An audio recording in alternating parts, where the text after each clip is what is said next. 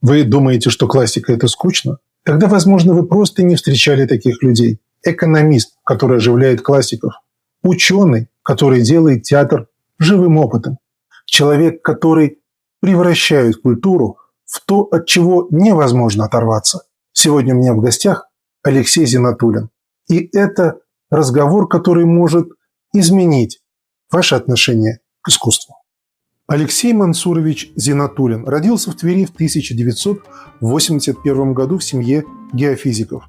Кандидат экономических наук, доцент, актер и режиссер, лектор и просветитель. В 2021 году создал Тверскую артотеку «Березовый сказ».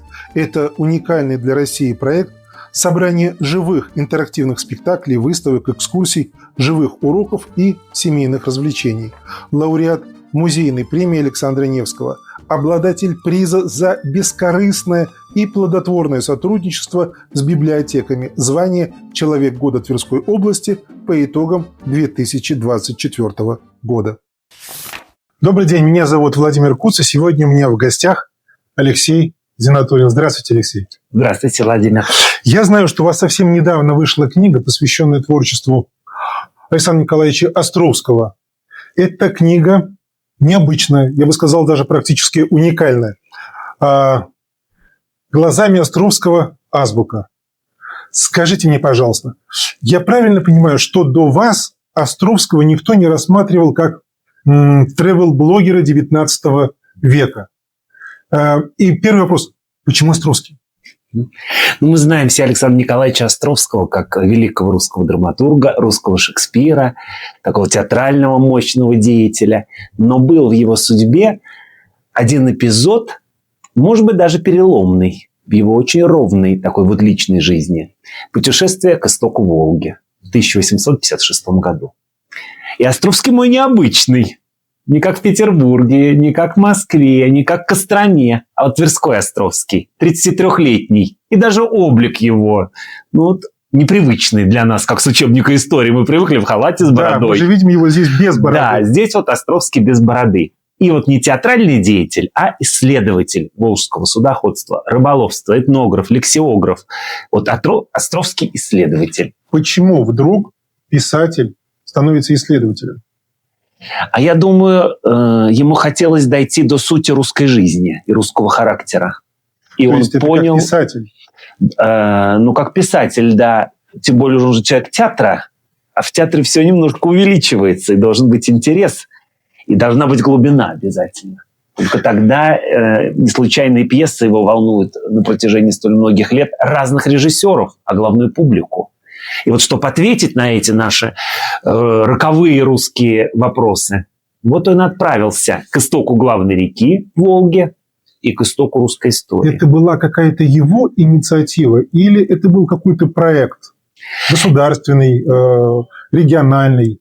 Это была инициатива великого князя Константина Николаевича, потому что 1956 год – слом эпох. Заканчивается Николаевская эпоха и восходит на престол Александр II.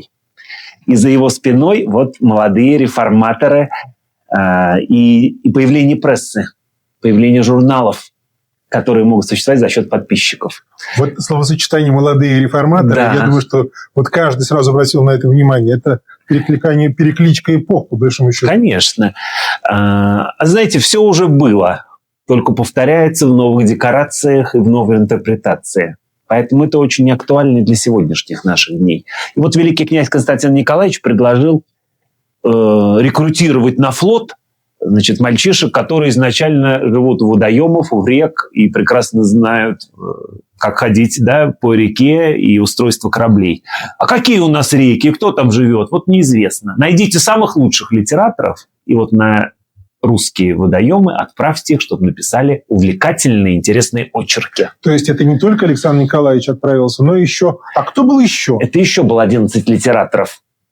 Но вот здесь опять характер Островского. Только он подошел, потому что список был из 11 пунктов, что нужно было исследовать. И вот он единственный, кто попытался довести это до конца. Почему вы спросили еще Островский? А это еще Атлантида до конца не исследованная, потому что части его наследия, в том числе библиотека, а он был великим книгачеем, и прежде чем в настоящее путешествие отправиться, он провел его по книгам с карандашом в руках. И вот эти пометки Островского очень интересные. И часть этих заметок, она осталась только в рукописи. Не была опубликована. Вот он единственный, может быть, из 11, кто довел вот это задание, эту миссию до конца. Когда мы говорим об этом проекте, посвященном исследованию рек, озер, там, в частности, про Волгу, он отвечал за всю Волгу или они как-то поделили? Ведь река огромная. Река огромная. И была разделена на две части. Вот мы привыкли сейчас традиционно на 3 делить. Верхняя Волга, Средняя Волга и Нижняя Волга. Здесь на 2 части было поделено. Островскому достался кусочек от истока до Нижнего Новгорода. Это большой кусок. Да, вот он должен был следовать. Но наши дороги, с ними тоже он столкнулся. Поэтому вот колесо в Калязине, которое переехало ему ногу и прервало его путешествие. Поэтому вот самые интересные эпизоды, они связаны именно с Верхневолжьем, связаны именно с Тверской губернией. Поэтому вот это приключение его было прервано вот таким дорожным происшествием. Алексей, ваше имя в списке награжденных среди выдающихся деятелей культуры Ильдара Абдразакова, Валерия Гергиева. Медаль, которую вы получили. Расскажите, вот почему, за что именно вы получили эту медаль? Это юбилейная медаль, выпущенная по поручению президента нашей страны по инициативе Виталия Соломина к 200-летию Александра Николаевича Островского.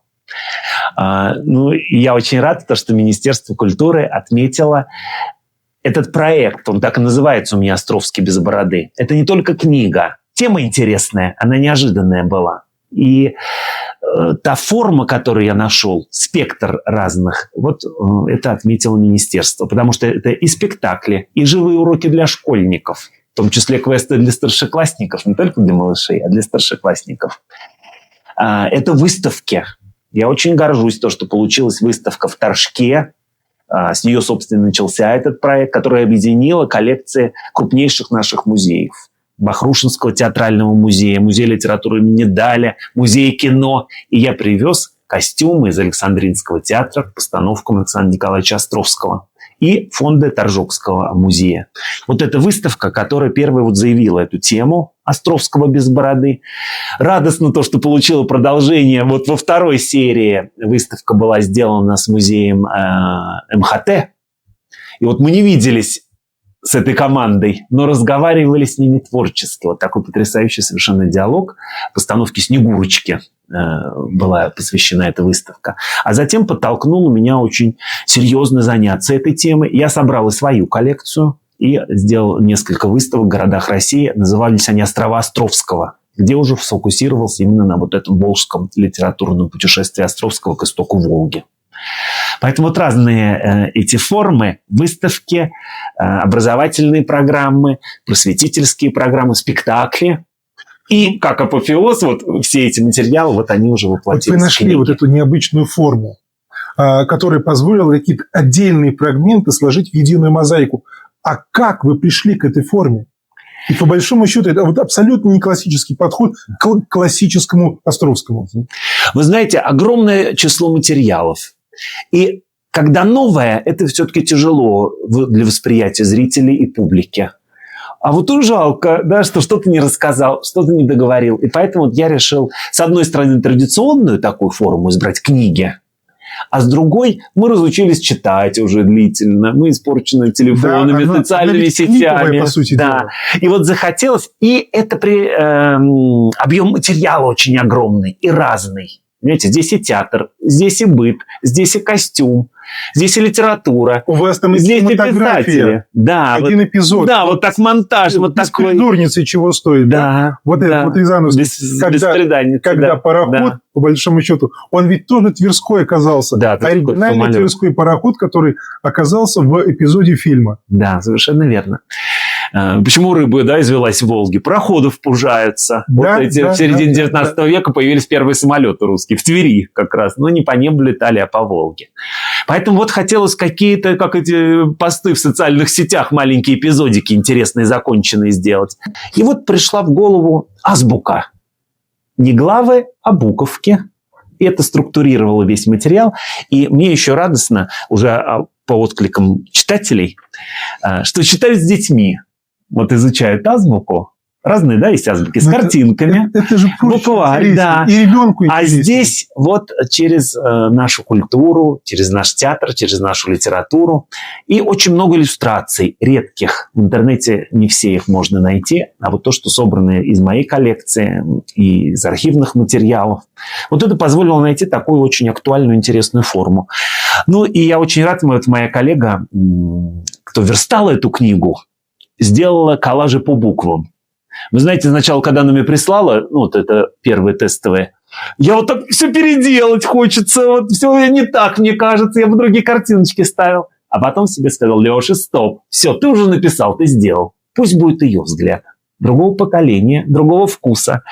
И вы знаете, вот эти коллажи буквок, вот они сделали эту книгу привлекательной для читателей. Вот появился мост.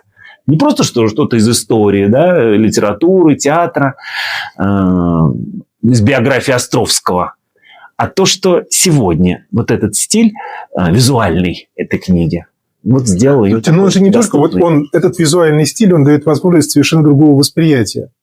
Не классического, не занудного порой, не повествовательного, а вот такого фрагментарного. Здесь кусочек, там кусочек, здесь фрагмент, здесь несколько фактов. Они все работают.